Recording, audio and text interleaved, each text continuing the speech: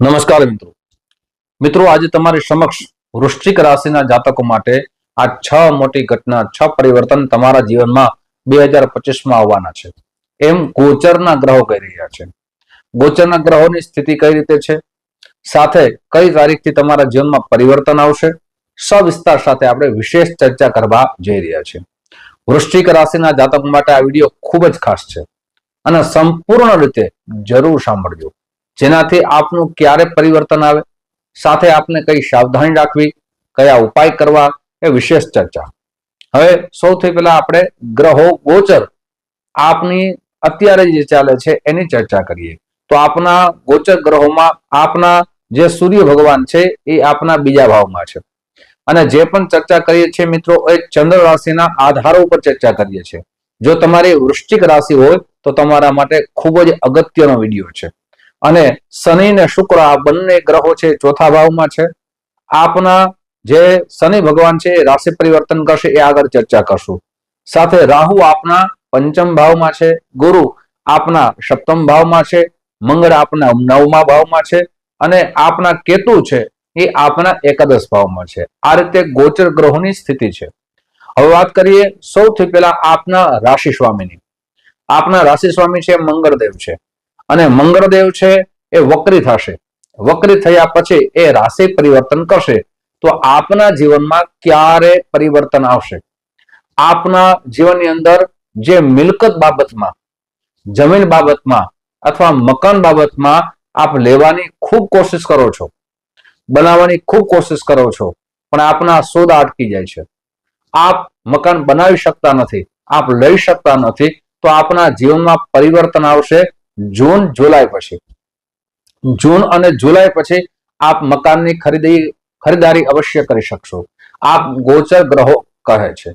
સાથે આપના માટે મોટું કામ જે અટકી ગયું છે, આપ ખૂબ મહેનત કરી હતી, પરિણામની આપની ઈચ્છા બહુ હતી, પણ છતાં એ કામ આપનું અટકી ગયું અને એ કામની અંદર કોઈ પણ રીતે વિઘ્ન આવે છે, બાધા આવે છે, એ આપનું કાર્ય જૂન જુલાઈની અંદર, ઓગસ્ટ મહિનાની અંદર પરિપૂર્ણ થવાના ઉત્તમ યોગ નિર્માણ થઈ રહ્યા છે। સાથે આપના માટે શનિ ભગવાનની પનોતીનો કાળ પણ પૂર્ણ થવા જઈ રહ્યો છે, એની પણ ચર્ચા કરશું। સાથે આપના માટે જે આપની પનોતી પૂર્ણ થાય છે, શનિ ભગવાનની કૃપા થશે।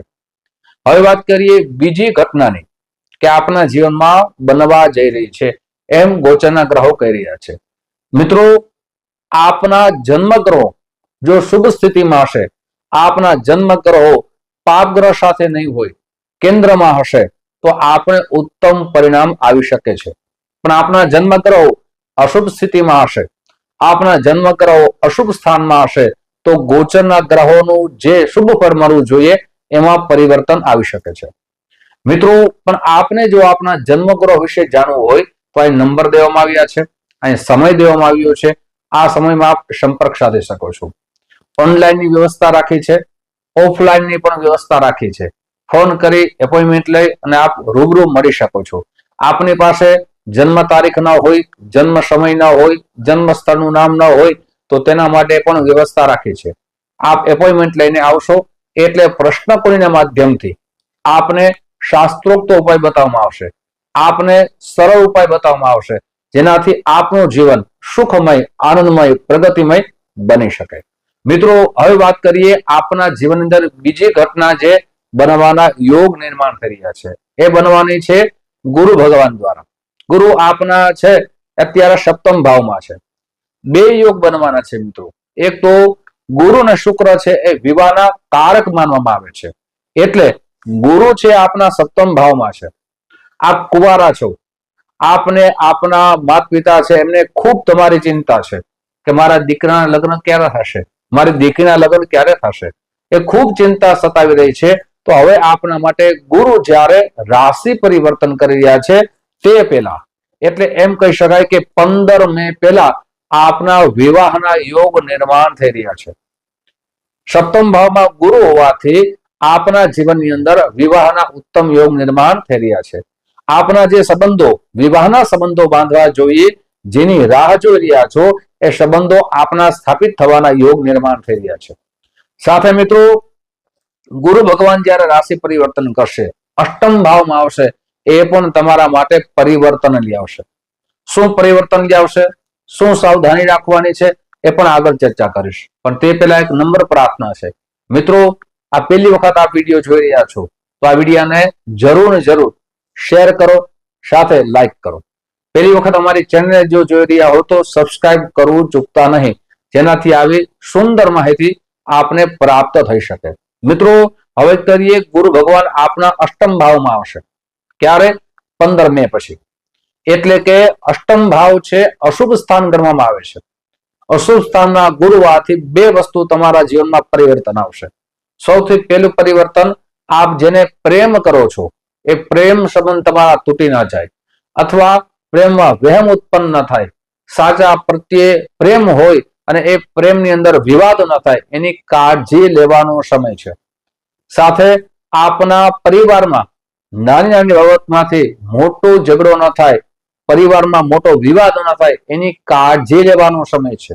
એટલે એમ કહી શકાય કે વૃશ્ચિક રાશિના જાતકો માટે 15 મે પછી ખૂબ સાવધાન થવું, આપના ક્રોધ ઉપર કંટ્રોલ રાખવો, આપની વાણી ઉપર કંટ્રોલ રાખવો, સાથે આપના સંબંધોને સાચવી રાખવા, જેનાથી આપનું જીવન ઉત્તમ બની શકે.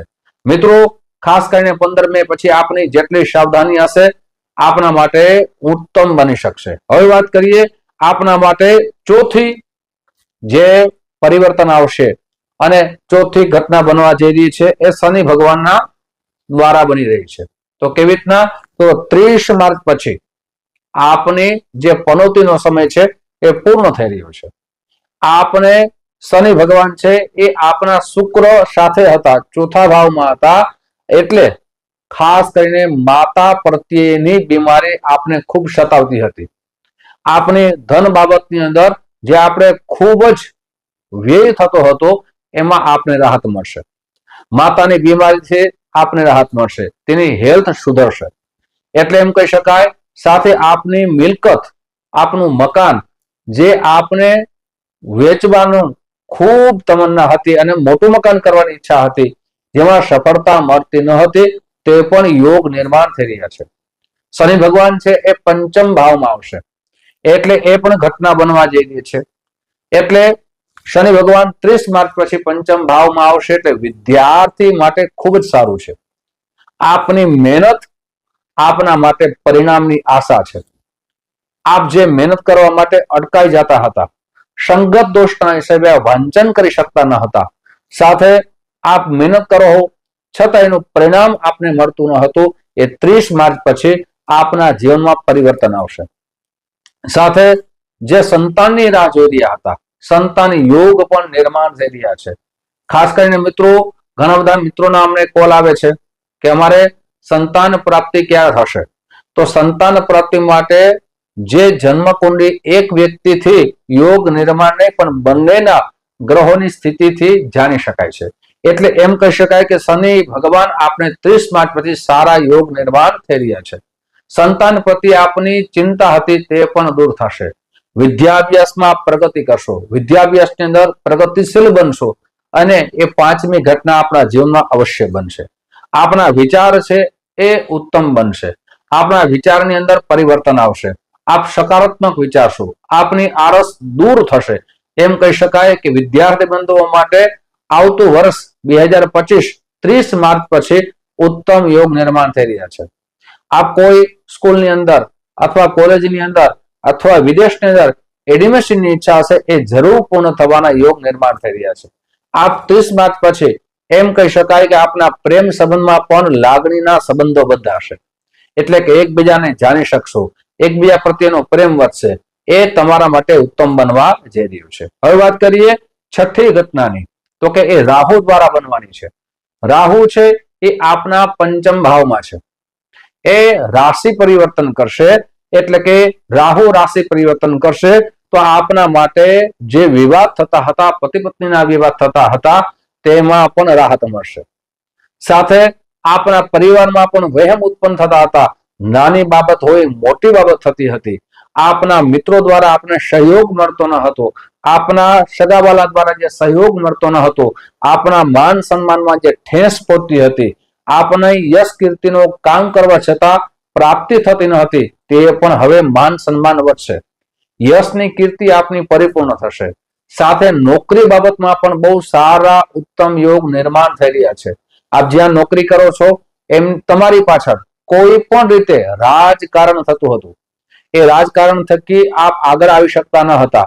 આપની પ્રગતિ છે રૂંધાઈ જતી હતી. એ પ્રગતિ અવશ્ય થશે. એમ કહી શકાય કે 18 મે પછી આપના જીવનમાં પરિવર્તન આવશે. હવે મિત્રો ઉપાય બતાવું છું. સૌથી પહેલા તો આપણે ઉપાય કરવાના છે કે જન્મ કુંડળી બતાવી જે પણ અશુભ યોગ નિર્માણ થતા હોય એની શાસ્ત્રોક્ત પૂજા વિધિ કરવી જોઈએ. સાથે આપને પ્રતિ દિવસ હનુમાન ચાલીસાના પાઠ કરવા જોઈએ. હનુમાનજી મહારાજને આપ જે પણ ઉપાસના કરશો આપના માટે ઉત્તમ બની શકે છે. સાથે આપની જન્મ કુંડળી બતાવી મંગળનું રત્ન એટલે કે મૂંગા પંચાંગ કર્મ કરી અને ધારણ કરવું જોઈએ.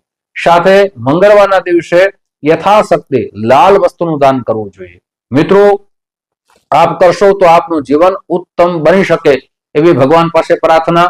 2025 તમારા માટે ઉત્તમ જાય તેવી પણ ભગવાન પાસે પ્રાર્થના. ફરીથી મળશું. આપ સૌને મારા જય શ્રી કૃષ્ણ. મહાદેવ.